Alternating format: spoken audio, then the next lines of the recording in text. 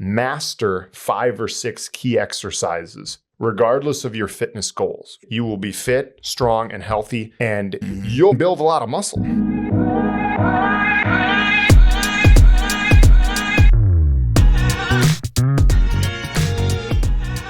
Ladies and gentlemen, welcome to the Soda Personal Training Podcast. We help busy adults get strong and fit. And today we got something really good for all of the busy adults. Phil, how are you? I'm good. You're getting really good at that. Oh, really good. I like it. thank you. You got a good broadcasting voice. Oh, well, I appreciate that. Yeah. And I'm Sean, by the way. I'm supposed to intro my name. I never remember. I'm just like, hey, Phil, Soda Personal Training. It works. Yeah. We're still learning. It's all good. Know. Yeah. Today's episode is going to be really good because we're going to talk about the 5 best exercises for busy adults and not so busy adults, really. Like, you can be any type of adult or any type of person. And these exercises we're going to go over are really good for you. And the reason I say that is because in spite of the fact that we're framing it this way, we say, okay, 5 best exercises for busy adults. We assume you don't have a ton of time. You want to get the best bang for your buck when you do workouts. Great. Do the 5 exercises. Well, they're not going to be the same ones, but do the ones that we're listing in general. But then the same thing applies to people who, maybe they do have more time to go to the gym. Maybe it's that young kid who wants to, bodybuild. Like, you would still get a big return on your investment for just doing 5-ish exercises that fall into the categories we're going to talk about. Does that make sense? Yep, absolutely. Anytime we talk about, this is the right thing for this person, it's hard to talk about everybody. But I think these all have a really good bang for their buck. I think we're going to have some differences because I did put some in here that are going to be catered more towards like that older individual that loses function as we get older. And one of our goals here is not just to increase your lifespan, but your health span, right? The number of quality years.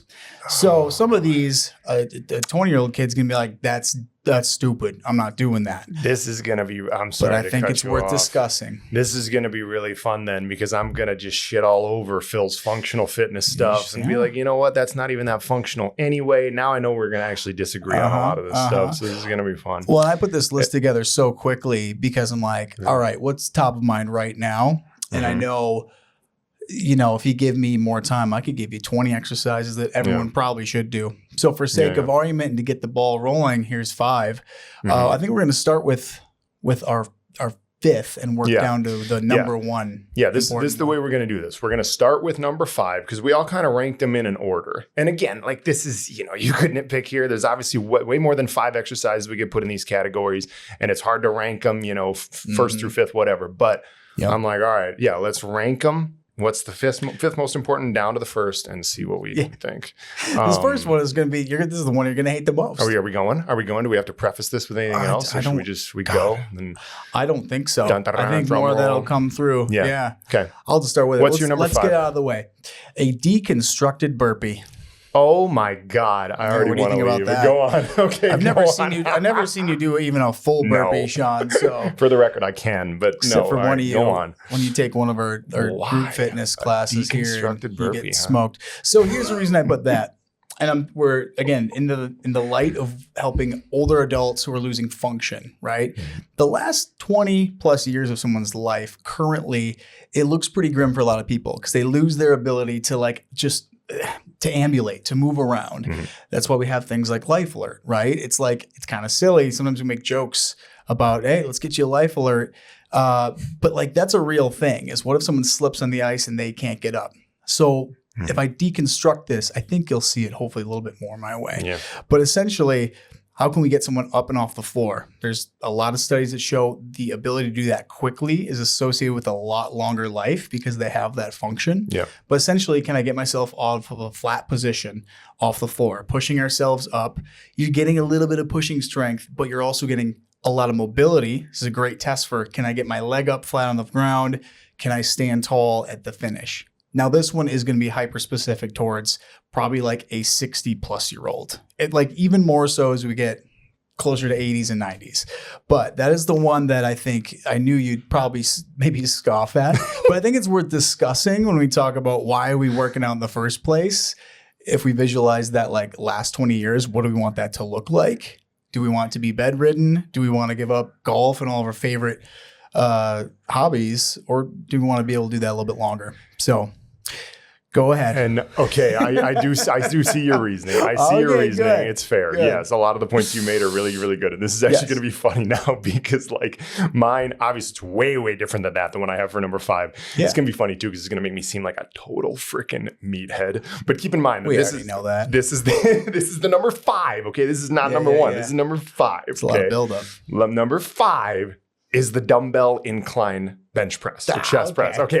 Now number 5 is number 5. It's not number 1. Okay. Some days I'm like, that's the most famous of everyone. Okay. So let's go through it. No. Yeah. Here's why. Okay. So in general, for all people, it's valuable to be strong, to have a strong upper body, right? We want to do some form of a pushing exercise. Most workouts should include an upper body pushing exercise. Now, I think that the dumbbell incline bench press is about as valuable as it gets for almost anyone, because almost anyone, regardless of age, skill level, strength level, whatever, can do that exercise. Okay. Yep. It's very easy just to, lean back slightly on a bench with a couple dumbbells that are an appropriate weight and press them up towards the ceiling. Some people have a better, range of motion and technique than others, obviously, but I've hardly ever met anyone who comes into this gym, unless they have like a severe injury of some sort, that cannot do a dumbbell incline bench press. Okay. So that's number 1. Yep. Now, for the meathead bros out there like me, this is probably the best chest and maybe even triceps and front part of the shoulder hypertrophy exercise that you can find. Okay. Yep. So in terms of building strength and muscle, and just, for the average person to do, almost everybody can do it. I think those are the main reasons. Like the reason that I don't put, for example, a flat bench press, whether with a barbell or with dumbbells, is because I see more people that struggle to get into that flat position, for one. The barbell bench press, flat bench, is actually a more technical exercise than people realize. Dumbbell incline bench press, while obviously the technique is important, it's not like that critical. Most people can get it fairly well. So it's a more accessible exercise than a lot of other pushing exercise, in my opinion. And it's really great for having a strong, chest and upper body. And the other thing, and this is where we get into the real bro side of it, because like a lot of people see this gym and they're like, oh, this is like a 40 plus type gym. But, we got some bros up in here too. Like if you've seen me and Coach Blake, we're bros. Okay. Like, and for the bros, the YouTube rabbit holes will always tell you that the incline press is going to grow your upper chest a little bit more, which is apparently what's going to be more attractive, because the superhero figure is the one that has more of the upper chest or whatever. And the V taper. Everybody wants the V taper. What? So yeah. But it was slightly overrated in my opinion, the differences between the incline versus the flat bench and the whatever. I want to grow my upper chest versus my lower. But like, getting into the weeds a little bit. Yeah. I think that's great. I think the dumbbell piece is kind of crucial. Barbells with that fixed bar path, it's really tough to get people to understand how to use that and keep their shoulders healthy, because a lot of people will start to internally rotate as they're using that bar, or they'll be pressing in. And really, when you're holding that barbell for a lot of moves pressing, you got to pretend like you're bending it and get lat engagement. If you're listening to this and it's hard to like, what do you mean? Like, that's why dumbbells are good. It forces stability. So I think, again, in light of functionality, that makes a lot of sense, because it's going to force you to balance that weight, which is critical for joint stability. And I totally agree. Slight incline's great because, yes, people can get back in that position. They're starting off. Sometimes as coaches, especially new coaches, you might just assume everyone can do everything you can. We got to look through that lens of like, who are you trying to serve? So that makes it a lot more accessible as well. I have not an argument against it, but I have one of my exercises that talks about a pressing move that's similar in a different plane of motion for a lot of those functionality reasons. Hey, but hold the phone. What makes you think I don't have another pressing exercise in my Is it flat barbell bench press? No, it's not. Okay. All right. We'll save what you were going to say until we get back to. You can go through your next one. I think it's worth talking. So I got number 4 is a carry variation. Okay. So carries, I could argue, are one of those movements that we should factor in. We've got, hinges, squats, pushes, pulls, and rotation. Don't give them away everything yet. I know. All right, good. But then, I'd argue another one is the carry, because like it's one of the most functional exercises. You're carrying bags of salt downstairs. I don't know about you, but I'm like, I'm taking all 4 bags at once, 2 in each hand, and that's all grip. And there's some core in there too, but specifically like a marching or like a moving exercise like that, because that's part of how we ambulate as well. And a lot of people have like elbow pain, either golf or tennis elbow. And a lot of times that's associated with just poor grip strength. Okay, interesting. Yeah, I actually didn't really think about it that way, but I do agree with you. They get overworked, and just like any other area, like knees, hips, anything, the muscles up and down river from that area are weak. Those forces just end up getting placed into our joints a lot of times. Yeah. A carry is not on my list, but like it's kind of one of the honorable mentions. You know, if it was a top 7 or 8 that I have to pick for, then just like a straight up farmer carry with 2 pretty heavy kettlebells is the way to go. You know, you can get grip strength though a lot of different ways. So this was kind of like, this one's a little tough because you can get it in a lot of different movements you're already doing, which is part of my top exercise. Oh, spoiler. Just wait. Just wait. Phil tries to leave lots of cliffhangers on these. Just got to keep you people engaged. So my number 4, speaking of grip strength, requires some, obviously. I put dumbbell lunges. You know, you could do them reverse or walking or whatever, right? But the reason I like dumbbell lunges a lot, it was tough for me because in doing this, I had to leave out what I think is a very important category of exercise, which is in the honorable mentions, which we can come back to at the end. But the reason I like lunges, for or at least some variation of a lunge for almost anyone, is because kind of the same thing I said about the incline bench press is, you know, it is a good muscle builder, right? Great muscle builder just for all of the legs, you know, the quads, the glutes, even some of the hamstrings, the abductor. I mean, like they work the whole legs basically when you're doing a good lunge. Okay. Now the bros deep in the YouTube rabbit holes will be like, you know, technically there's maybe more hypertrophy from like a rear foot or front foot elevated lunge. Okay. Like for the average person, if you get good at lunges, you're going to build some really strong legs. Okay. So lunges can get your legs strong, get you jacked. Okay. Now, for the average person, this is particularly for the, let's call it the 40 plus year old males that are listening to this, really even 35 plus. I'm 35. Let's just throw that out there. Okay. So the 35 plus year old males, there's a lot of us out there that are pretty good at doing a leg exercise like a squat or a deadlift when we're on 2 feet and we're like, yeah, she's like 400 pounds. What? You know, and then you put us into a split stance where we have to do a lunge. Nothing. Can't even balance. You know what I mean? Just fall over. Like, oh my God, it's embarrassing. Right. And so that balance, this is functional fitness, even though I don't love the term functional fitness, that balance, like lunges, they require some balance, some coordination. They require some single leg strength. Very good just for the general population. And then, you know, I added the grip strength factor just because you have to carry the fairly heavy dumbbells as you go along. Those are kind of the main reasons I put that in there. That's number 4. Keep in mind, I got 3 that I ranked ahead of it. But yeah, absolutely. Yeah. We see eye to eye on that. Kind of more because I'm going to get there too. Yeah, lunges is in Phil's top 3, I bet, or something like that. It is with like there's like a Bulgarian split lunge. Got it. There's a that's not it exactly. I've got like a bunch of asterisks on it because it's again. It depends. So number 3, I'm starting to move not away from functional, but a dumbbell clean and press, which is bringing that weight from your sides up to your shoulders with some speed and then pressing overhead. Phil's trying to make some of you throw out your backs. Oh my God. Well, what does it look like? How far are you bending over? Not to the floor. No, I'm just kidding. Not to the floor. And you could call this a curl to press, whatever. But a lot of time people will, you know, hurt themselves. They will, they need a little bit of that forward bend. It's not like it's supposed to be a lower back exercise, but it's like a quicker move. A lot of times we slow it down, just a curl and press. Curl the weight up, press overhead.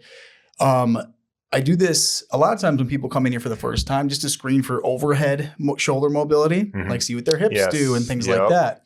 And that's the argument I'd have against like an incline, especially a flat press, is from a functional standpoint, unless you're sport specific, there's not a lot of horizontal pressing power needed for like day-to-day life. So unless you're like, I need to build up my pecs specifically, you probably don't need to do a ton of especially flat pressing. But overhead, that's where a lot of people lack range of motion. And so to restore function in a lot of those areas, we use a controlled dosage of weight and work through that range of motion to keep it more pliable. This is the idea of, you know, just that that control of dosage, what we call graded exposure. So if you can move your arm up a certain amount and you got no more room, you shouldn't press at that angle. So that's when I'll use incline. Is like we can push comfortably here. You don't want to push or pull at the end range of motion of a joint. Yeah. And then I guess this could be an honorable mention, but like just an overhead band reach, because then you're earning the range of motion and you're using the muscles that keep that joint in that space. So that's, those kind of go hand in hand. But a lot of time people pick things up and they get them overhead in the garage or whatever. So that's when I'd see being really critical for a lot of people who need functionality. Do you have a good way to teach? So the reason that I made the comment about you're going to make people throw out their backs is just because like I see a lot of times people really struggle with that clean part. You know, the clean, which is essentially pick something, dumbbells in this case, up from the ground, kind of fire your hips forward while just pulling them as fast as you can up to the top of your shoulders. Yep. A lot of people really struggle with that clean. It's a very athletic move. Yep. Do you have a good way of like cueing it and teaching that clean move? Oh, yes, I do. I have a lot of different ways to coach it based on the individual.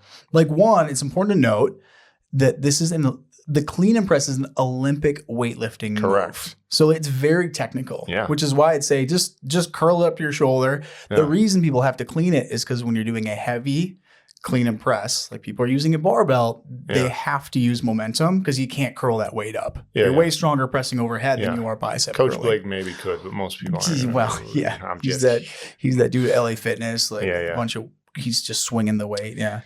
Well, oh boy. And because just to talk a little smack about Coach Blake, as I'm required to do, because you talk about him in LA Fitness, you see those headbands he wears when he every works time out? When he leaves, he's always got his like Spider-Man shirt. I know, man. He's ready to go to battle.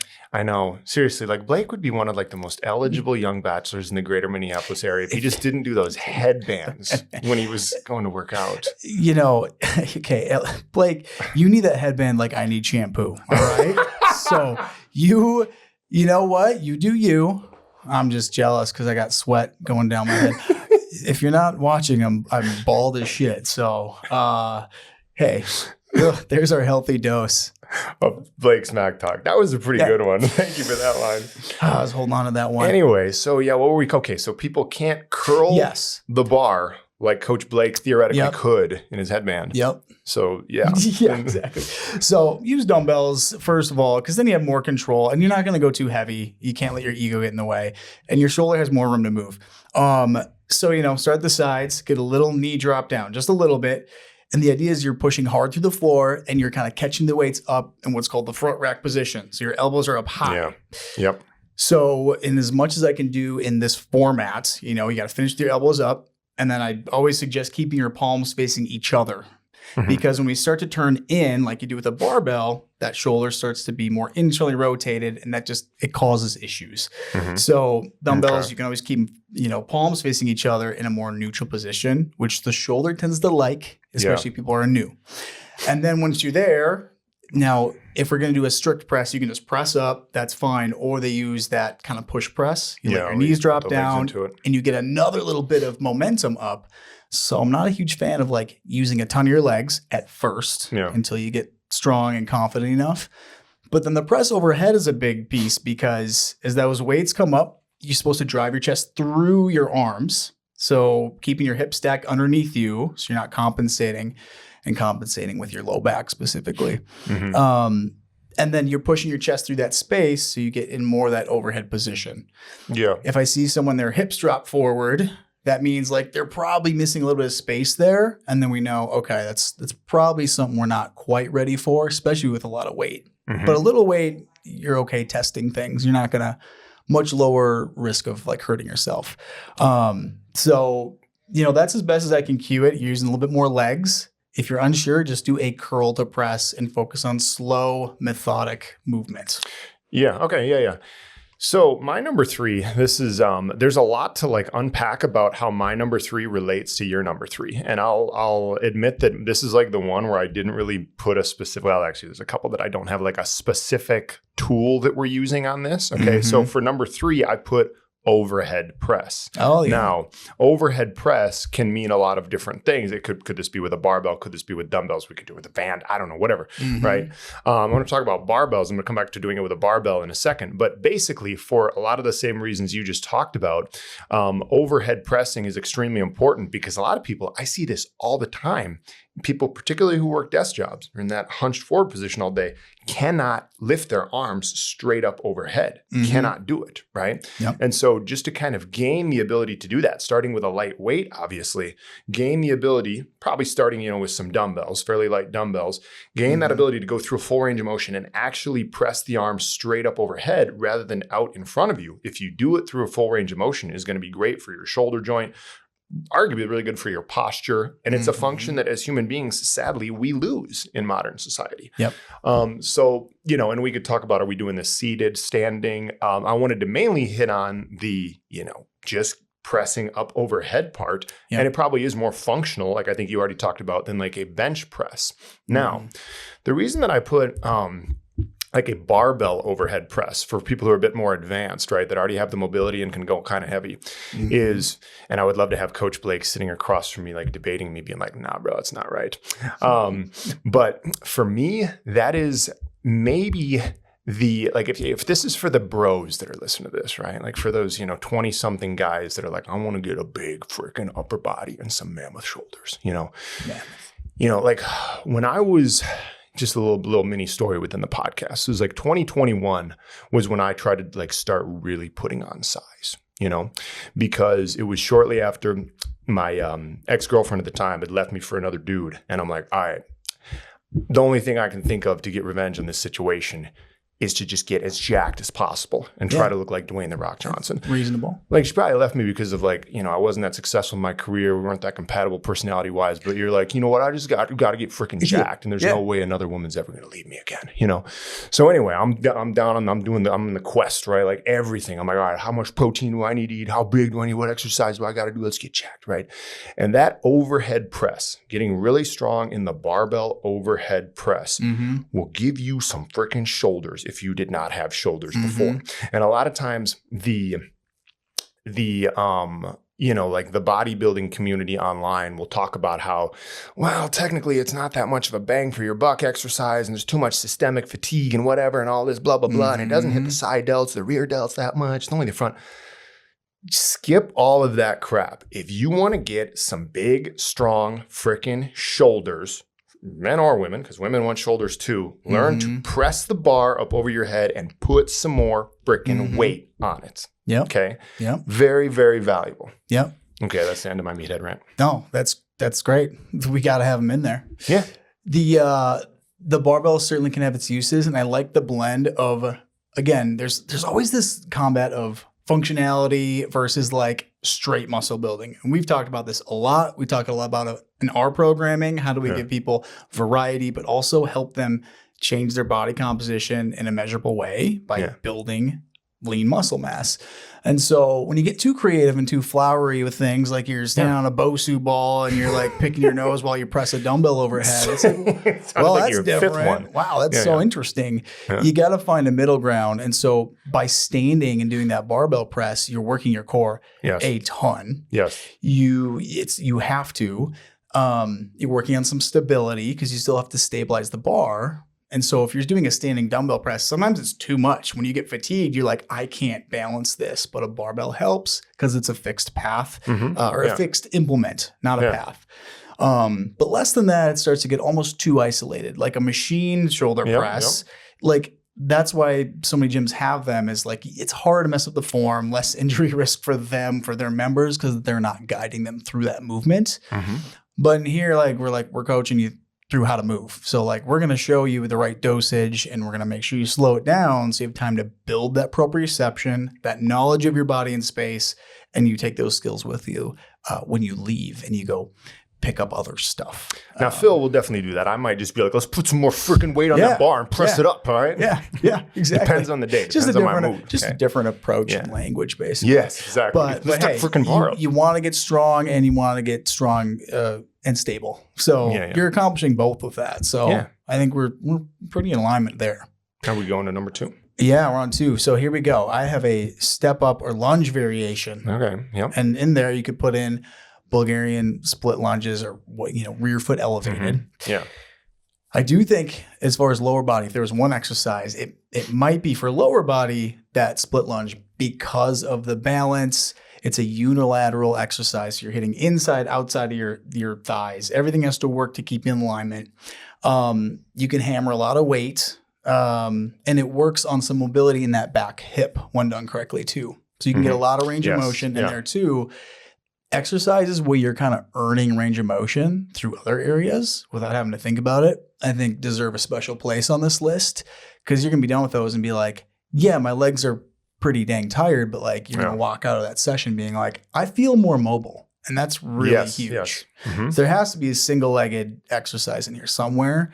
So whether that is a lunge variation, I'm a huge fan of the slider reverse lunge. That's why we have those in here. Ooh, you have a question on that. Go ahead. Yeah, just because, most lunges, especially if there's a knee history of pain or injury, they tend to be very quad dominant. So that slider on that back foot, it takes away the friction. So you have to pull with your hamstrings and use your glutes a little bit more, and it ends up hitting things a little bit more evenly while also requiring you to stabilize left to right.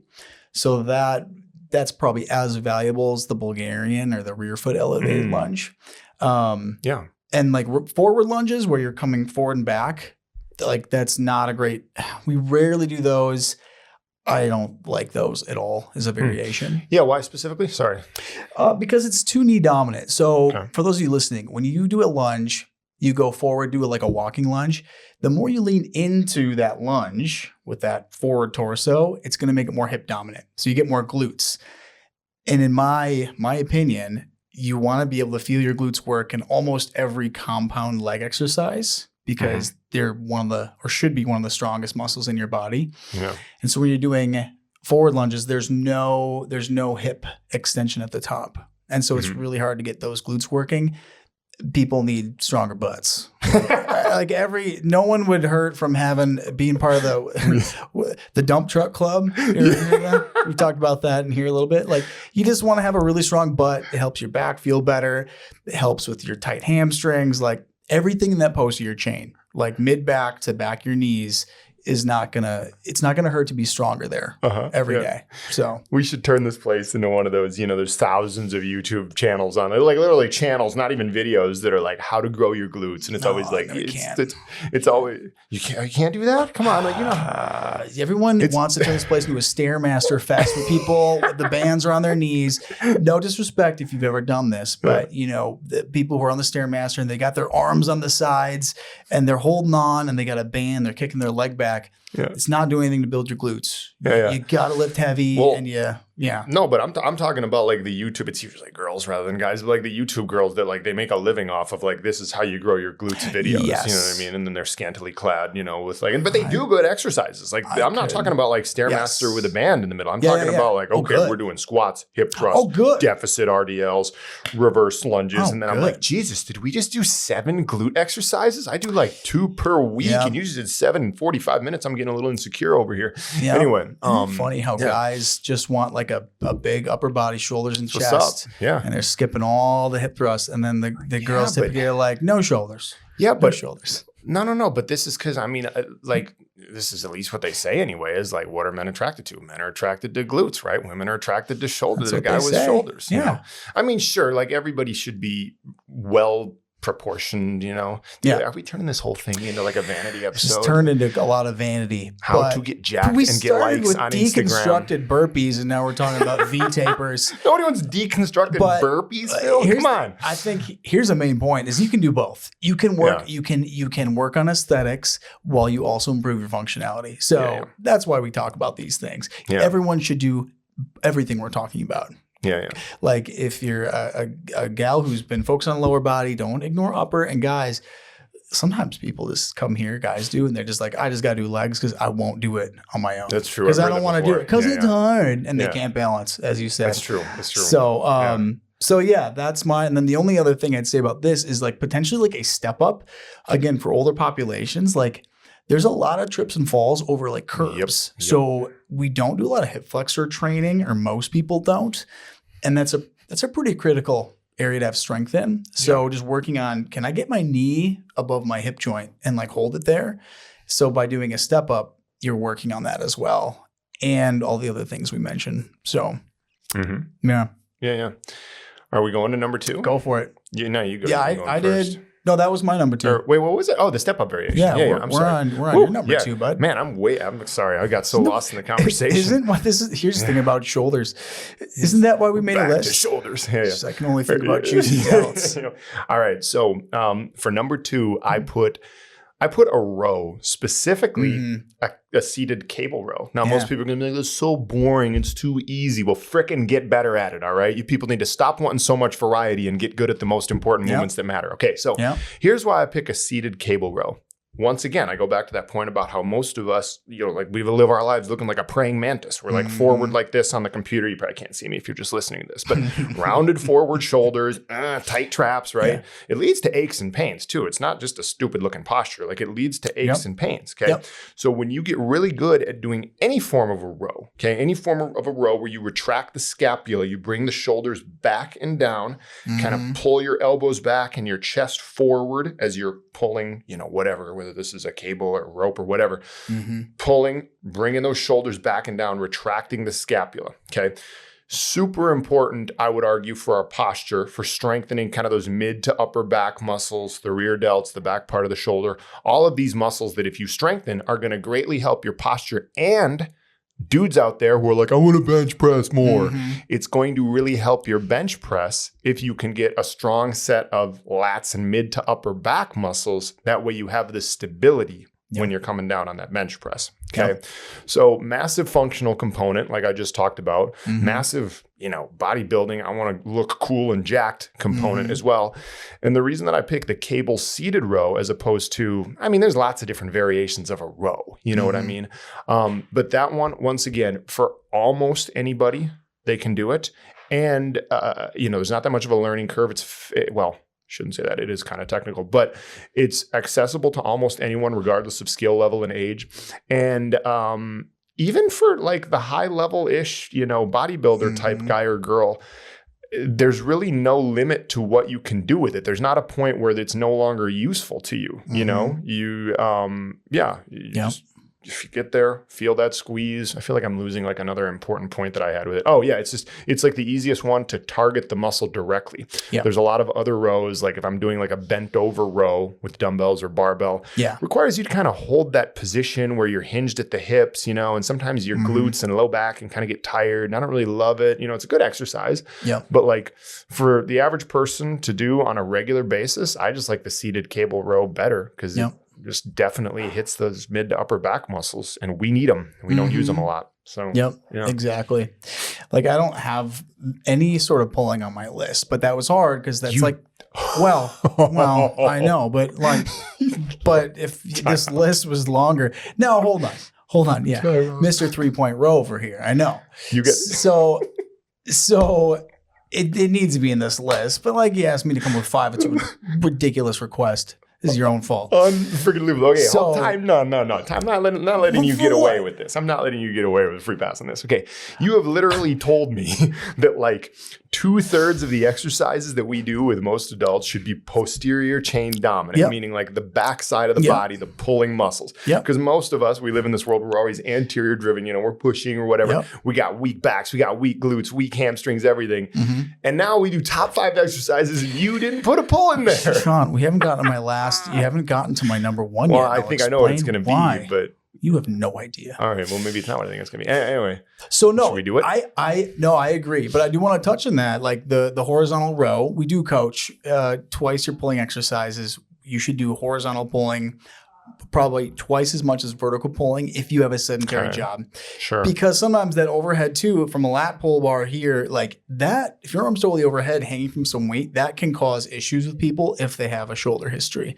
But then I would just add to that is I do like the 3-point row because it's a little bit more core engagement, starts to lean into that like kind of multi-jointed. You're thinking about a lot of things all at once, but I think that hits a sweet spot. But you're right. This low row can take you from beginner level to elite level. And all you're doing is changing the weight. don't go on YouTube and look at Arnold Schwarzenegger doing his low rows and try to mimic him. Okay. That's a very high level rower, but he's did a video. He's like leaning way into it. Have you seen that video? That's how I do it. I do it the flexion row. I do that with almost right. Yeah. There's one of my buddies one time. He's just like, I think I did something wrong. I was watching Arnold do it, and he was bending over a bunch on the seated row position, and I was like, well, have you ever done that before? He's like, no. And I was like, were you rowing the same weight as before? He's like, yeah, probably more. I'm like, wow, that's why your back probably hurts now. It's totally new. Yeah, just keep your body rigid. Nice straight spine. Ooh, slight disagreement, honestly. Oh, on what? On keep your body rigid, nice straight spine. We got time to go into this rabbit hole a little bit? You got a little time? I think we might. Okay. Yeah. Depends on if you agree with me. No, I disagree with you like I do on most things. Deconstructed burpees. Anyway.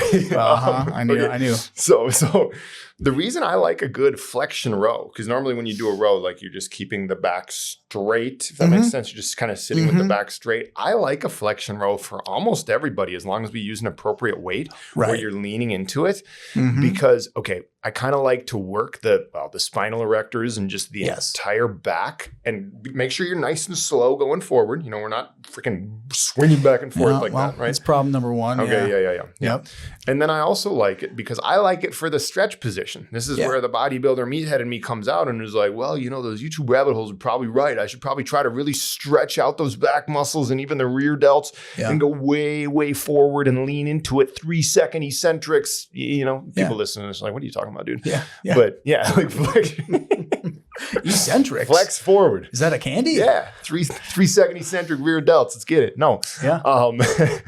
Yeah. So you're absolutely right. And I'm not disagreeing with that forward flexion, but there's a limit, because some people will like lean way too far forward, their back's way too hunched over. And I'm speaking to the person who's maybe like doing this for the first time. To be safe, keep yourself a little more straight. Your shoulder blades still need to move. And I see a lot of people will just let that flexion happen naturally, where they can't always stay perfect, where they don't have to intentionally lean forward. So no, I think we're on the same page. It's just, again, we're talking about like, take every person on the planet. What's the best thing? Best thing for every person on the planet is 3-second eccentric rear delt. Yeah. Okay. That's what everybody needs. Okay. We don't need money. We don't need a family. We don't need anything. We need 3-second eccentric rear delts. That's fair. All day, every day. That's fair. That's the big takeaway. Anyway, what's your number one? All right. Trap bar or kettlebell deadlift. Okay. Yeah, I like that. It's not what I put, but I like that. Yeah. It's one of my honorable mentions. This combines a lot of things. You'll see, or maybe you won't see, but there's no like direct core work on this list. A trap bar, a heavy trap bar or kettlebell deadlift is going to be phenomenal for your grip. It's going to tax your nervous system. You're going to work your core a ton with proper engagement.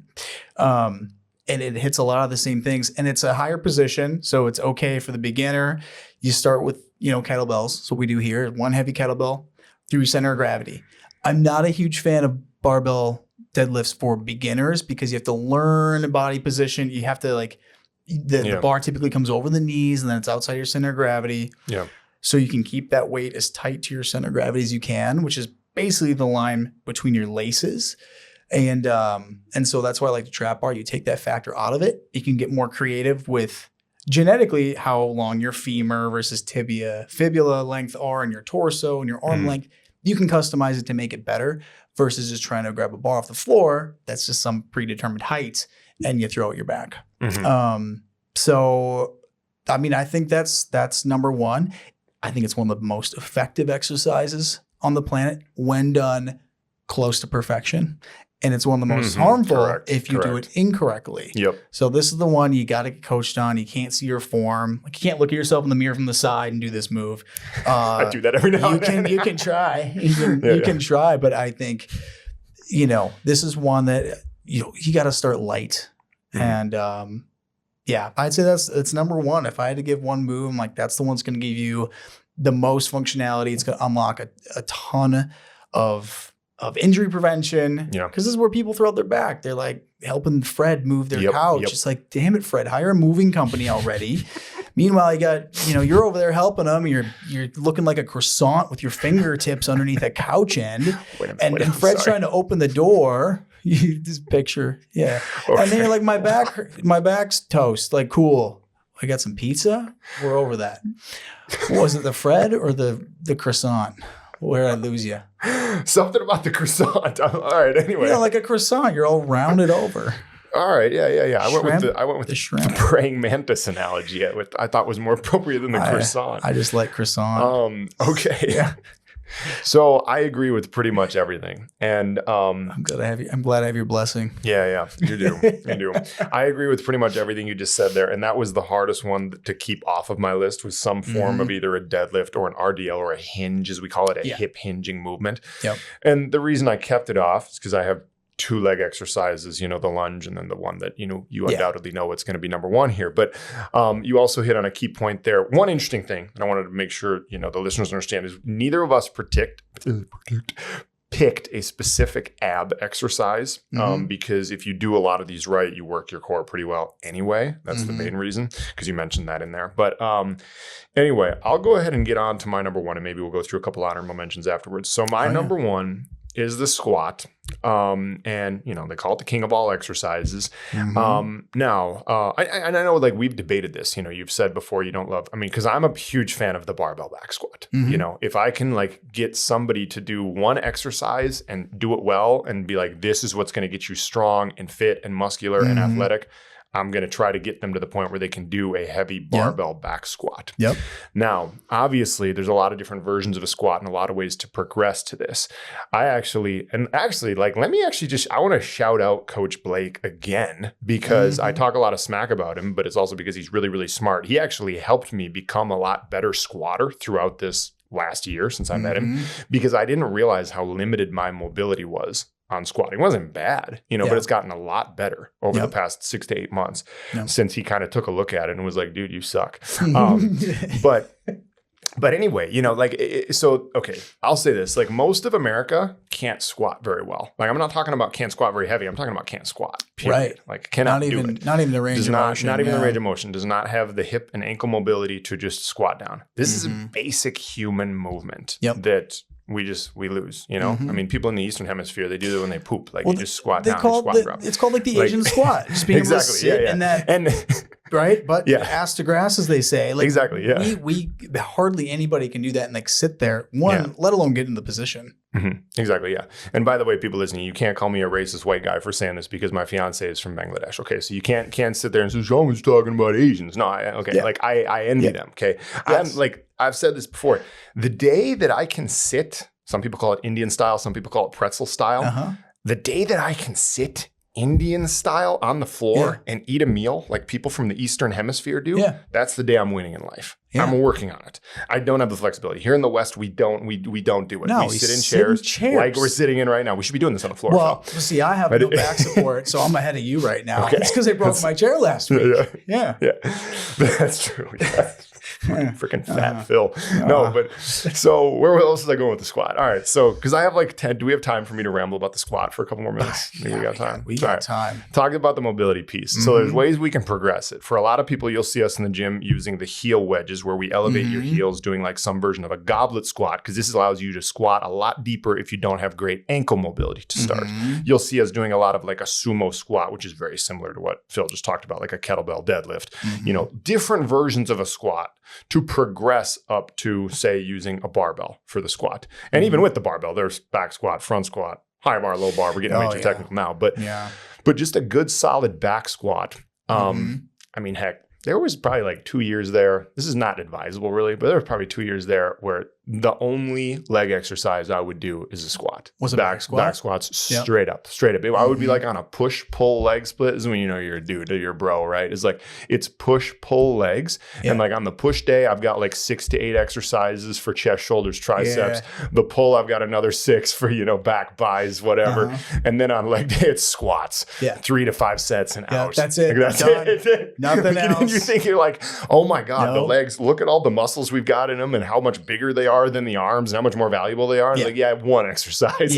Done. I don't like it. Yeah. But the thing about it is I was very good at, my mobility wasn't great, but I could squat a lot of weight and had some freaking pretty muscular, strong legs. You know what I mean? Did you have any back pain? No, actually at the time. That's good. Which oddly enough, I did not have back pain. Now, oddly enough, earlier this year, well, like 7 or 8 months ago now, I did F up my low back doing a heavy back squat, right? I was doing 335, and I'm like 1 rep good, 2 reps good, third rep. Weight. Yeah, I mean, it's a pretty good weight. If you get up to where you can do 1.5 times your body weight or a little more in a squat, you're doing a pretty good angle job. Even someone who does more than their body weight just for good quality reps is doing a good job. That's where we want to progress to. So yeah, and it was weird too, because like I effed up my lower back and I thought, I'm done. I'm never squatting again. It was probably just like a lumbar strain type thing after analyzing it, because it took me like first few days was really painful. And after like kind of 2 weeks, I was almost back to normal. And honestly, I'm back squatting again. I don't go quite as heavy right now. I literally today, I did 295 for 5 reps, was back doing pretty normal.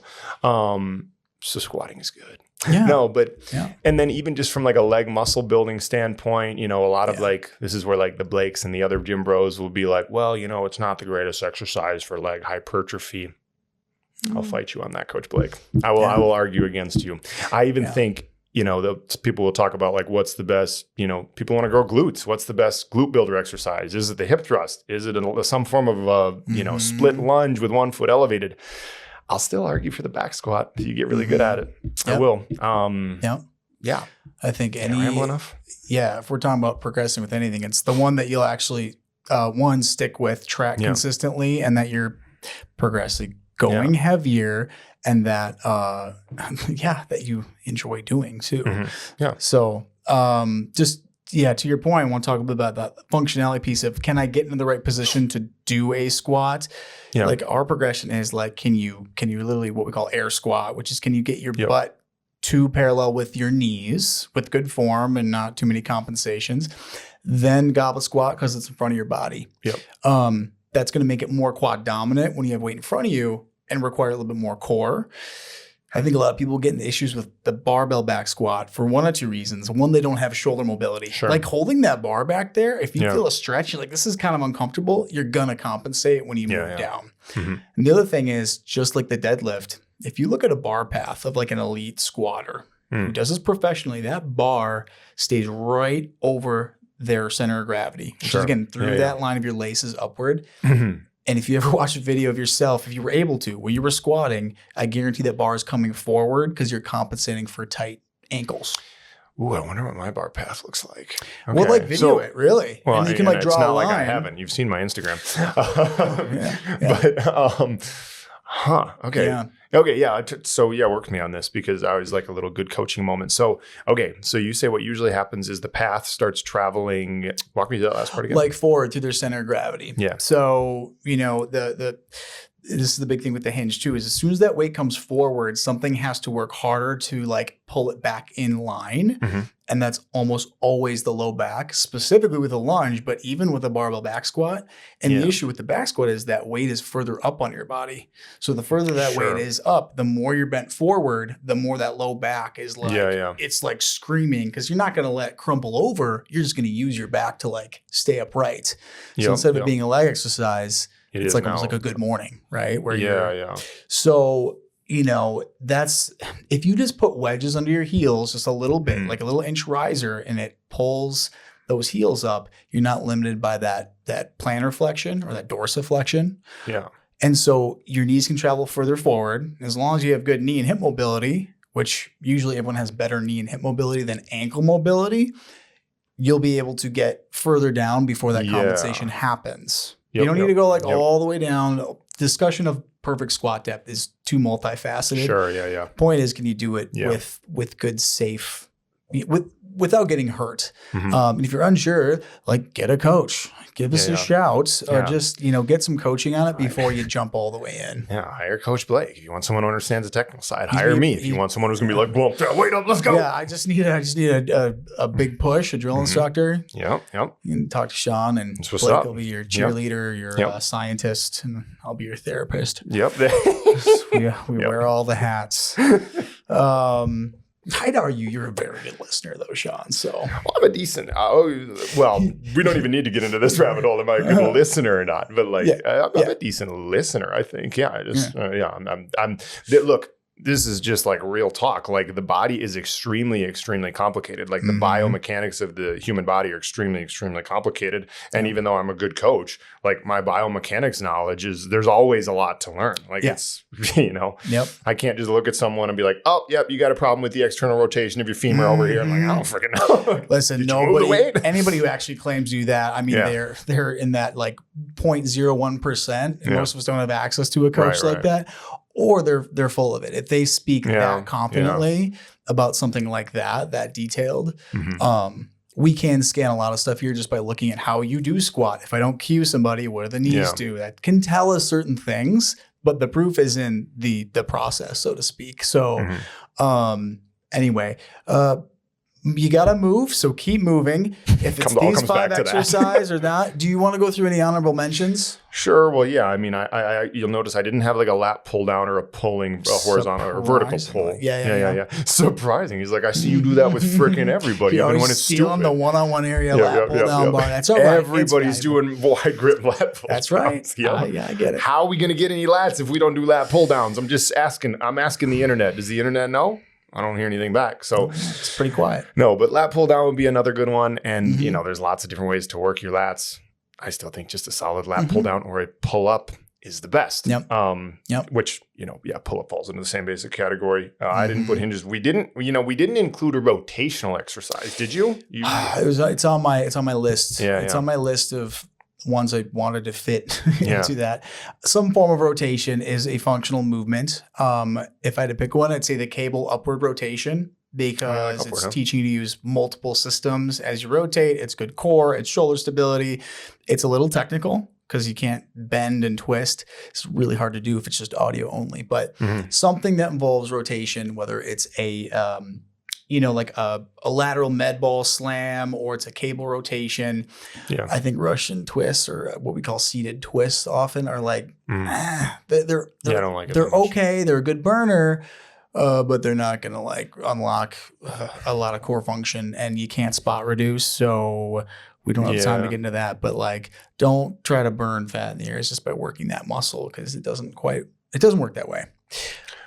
I put as my honorable mention. Wait, honorable a constructed burpee? Did you have a constructed burpee on there? No, because I think those are actually like pretty stupid. Unless you just want to take a trip to the pain cave, go for it. Let's get it. 100 burpees. Look, I programmed burpees a long time ago when I first opened this place up. There were a lot of burpees. Yeah. But no, a hip thrust move that's hip extension. Yeah. Because of the biofeedback it gives to your glutes. Because when people do hinges or deadlifts, they're like, it's glutes. But like, I've never felt my glutes work on that. It's because gravity is going one direction and there's nothing giving you reinforcement for that hip extension. Okay. Yeah. But I think that's great because it's going to very safely build up hamstrings, glutes, and low back in a controlled fashion. You have time to think. You can sit at the top of that hip thrust move, squeeze your butt and be like, yes, that's working. And it's a lot safer for your low back in most cases, as long as you're not, again, croissanting as you come down. Still a technical move, a very strong move, so it's easy to get turned around with your form. So again, if you're unsure, you need to get a coach, have them teach you. Do you have any other honorable mentions you want to cover? How many times do you have to plug getting a coach? Come on, Phil. This is like the entire thing. It's like a shameless plug. Get a coach. Come to Zodic. Get a coach. This is what we do. And if you can't tell, we're really passionate about movement. This is fun for us. That's why at least a big portion of why we got into the industry is to help people move better. Something coaches, I think, take for granted is we love and are very in tune with our body. Like mind muscle connection, what's working? How am I moving this thing here to here? A lot of people come in, they've never thought once. They've done a million push-ups, a million of these moves, and they're like, wait, what should be working? They've never even thought about it. And it's critical for staying safe and progressing properly. And so like we love unlocking that in people's head. And that's something you learn and take with you everywhere else you go until the end of time. No, I second everything you just said. And as far as other honorable mentions, I mean, I would have maybe ripped up the whole list and said barbell bicep curls, dumbbell bicep curls, cable bicep curls, easy bar bicep curls, and banded bicep curls. We could go with those 5 in no particular order, but just do a big old superset. Yes, exactly. Drop sets of each one. Yeah. 700 reps of biceps. Functional fitness, ladies and gentlemen. Yeah. Like, it's good. I think we covered a lot. We're coming up on an hour. Good. Any like closing notes you think we should include in here before we sign off? Well, you already told them to come into the gym at least 7 times. So did I? Oh yeah. Hopefully there's my shameless plug. I don't think I've done it much since we started this thing. Yeah. Well, once again, there's a lot of exercises we could have chosen, but okay. Yes. I have one closing statement is there are like literally thousands, if not millions of different exercises that you could do if you look into all the different variations. Master 5 or 6 key exercises, regardless of your fitness goals, okay? Master some of these basic movements. The deconstructed burpee's not that basic. Master some of these key compound movements that Phil and I just talked about, and you will be fit, strong, and healthy. And even if you're that, that guy or gal that's, early 20s and wants to build as much muscle as possible, you do these and get really strong at them, you'll freaking build a lot of muscle. Yep. 100%. 100%. As you were talking through that, I had a closing thought that completely escaped me. One of them was, I think we should do, just for sake of fun and argument, is to cover like the 5 exercises that nobody should be doing. Yeah. Just for sake of conversation. But I won't think of it. Yes, I was. Here it is. Because we're doing a lot more online programming now, we have built our YouTube library up with instruction videos that we put together. So if you're watching this on YouTube, it's somewhere in here, but you can look through demos that Coach Rob is doing, and he gives you step-by-step breakdown in like 60 seconds or less per movement to give you the right form cues and points of competency. So check that out. If you're looking for feedback on a move, what you should be feeling, look at those, and that'll get you in the right direction. But that's what we're going to keep building for our online coaching, so we can expand to just even greater than the 5 to 7 miles around us in the Twin Cities. Yep. So anyway, check that out. Another solid shameless plug. Everybody just send Phil money, okay? Just send Phil money if you don't want to sign up for any program. 2837 Hedberg Drive. Send a check. Attention, Phil Schrupp. I'm still in a lot of debt from our renovation, so wouldn't hurt. Cool. On that note, we're here to help. In all seriousness, oh really, man? How do I turn that one around? You don't. We appreciate you listening. They just know that they listen because this is a business. Hey, we're trying to make money off the business. People aren't that dumb. This is a free podcast, right? It's free. True. Yep. Free. We're gonna have a subscription system very soon, though. Yeah, no one's gonna pay to hear us talk. Let's be real. Oh man. Well, cool. Well, thank you guys for listening. We'll see you next time, and just keep getting stronger. Yes, love it. Thank you guys for listening.